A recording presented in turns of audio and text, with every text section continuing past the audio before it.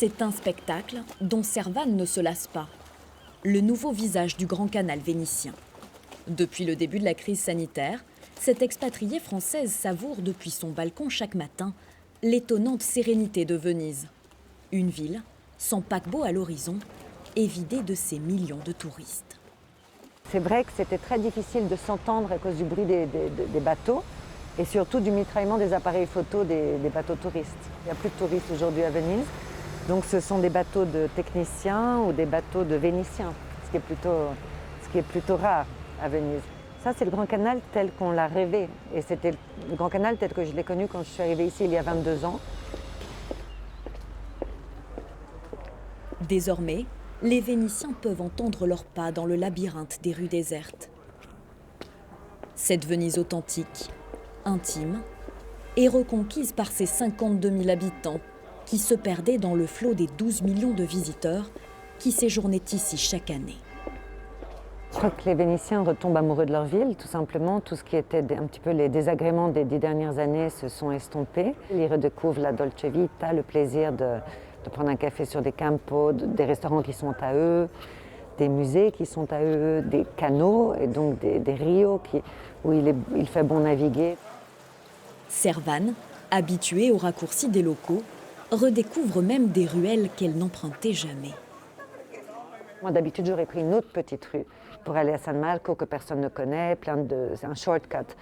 Prendre cette rue-là, finalement, oui, je la prends jamais d'habitude. Donc oui, je redécouvre cette rue. Nous, Vénitiens, on aurait dû taper des coudes, faire frayer notre chemin et arriver pour avoir un peu de place. Donc là, c'est génial. Là, j'ai plein de place. Alors là, vous voyez un campo un peu désert, notamment un immeuble qui probablement était loué aux touristes, qui était loué pour des courtes durées, donc il n'y a plus personne.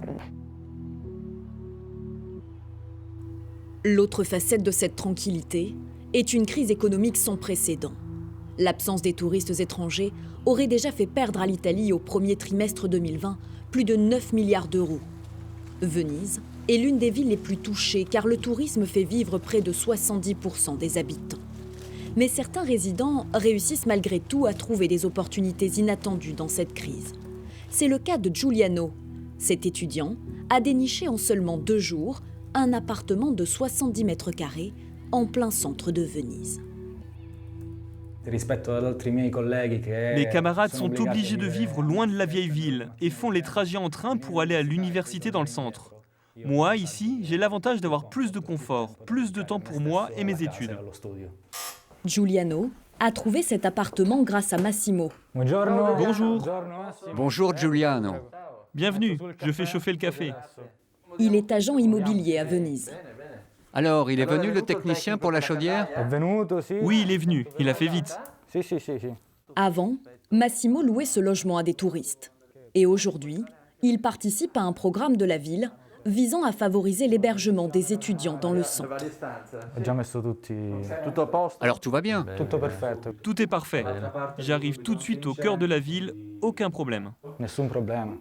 En pleine crise, les propriétaires y trouvent aussi leur compte. Questa opportunità di affittare a un target diverso. Cette opportunité de louer à une nouvelle cible de locataires différente de celle des touristes permet de percevoir un revenu immobilier supplémentaire. Inferiori di percepire comunque una resa dagli appartamenti. È un modo anche per Même si les loyers sont moins élevés, c'est un moyen pour sortir de la crise qui touche Venise, peut-être encore plus que les autres villes en Italie et dans le monde. Forse più di tante altre città in Italia e nel mondo. Ce programme étudiant vise aussi indirectement à lutter contre l'exode des Vénitiens. Le tourisme de masse et les prix de l'immobilier ont fait fuir en 40 ans presque la moitié des habitants.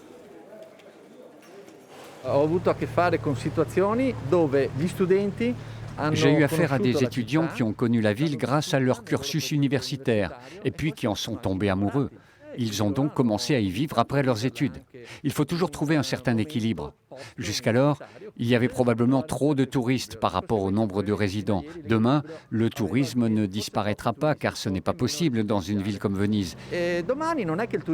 Mais maintenir ce juste milieu peut faire du bien à tout le monde. Le principal défi de la Sérénissime aujourd'hui est de repenser le tourisme. c'est l'engagement de Cécile. Cette Française, à la tête d'un tour opérateur, est installée à Venise depuis 8 ans. Elle défend un tourisme durable, profitant aux habitants et aux artisans locaux. Une philosophie à l'opposé de la foule de visiteurs venus en bateau de croisière à la journée. Et au niveau de l'économie, il n'y a rien puisque les croisiéristes mangent sur le bateau, font tout sur le bateau. Ça veut dire que la manne économique reste centrée sur le port qui d'ailleurs n'est pas du tout reversée sur les habitants et sur des politiques en faveur des habitants. On se trouve dans un moment parfait pour proposer une autre alternative. Et on pourrait avoir une Venise qui vit d'un tourisme intelligent. Pour replacer les Vénitiens au cœur d'un tourisme éthique et pour leur faire profiter des retombées économiques, Cécile a prévu de mettre en place un nouveau partenariat pour proposer à ses clients une alternative à l'hôtel. Elle va créer un séjour avec nuit chez l'habitant. Elle a rendez-vous chez Paola, qui reçoit chez elle des touristes de passage. Bonjour. Bonjour. Bienvenue. Bonjour. Ça, c'est Houdini. Alors, je te montre la chambre. Ça me fait plaisir de te connaître et de voir où on pourra faire dormir nos visiteurs. Et tu as combien de chambres? 3 chambres. Et là, on se trouve dans quel quartier? Castello. Pratiquement à 5 minutes de Place Saint-Marc et 10 minutes de Rialto. Le concept original du B&B, c'est d'avoir une chambre ou des chambres qu'on partage et l'hôte qui vit à l'intérieur. Et c'est très très rare à Venise parce qu'en fait, très très souvent, c'est une clé qu'on laisse, un code, et puis il n'y a pas du tout ce concept d'accueil et de faire partager sa vie. Pour 75 € la nuit, Paola s'occupe de l'accueil, du petit déjeuner, de l'hébergement et des bonnes adresses, pour un séjour comme à la maison. Je voudrais que mes hôtes se sentent vénitiens. Oui, c'est pour ça que moi j'avais envie de te rencontrer parce que je sais que je veux vraiment donner cette possibilité aux gens, aux visiteurs de vivre Venise avec l'habitant. C'est comme ça qu'on peut avoir une Venise à long terme plus vive, si tout ne se transforme pas en hôtel à touristes et puis en une muséification finalement. Donc c'est on est dans un moment historique où ça peut être vraiment une occasion de faire revivre la ville par ses habitants. De nouveaux défis, imposés par cette crise sanitaire, à une ville en pleine mutation, symbole d'un monde à réinventer.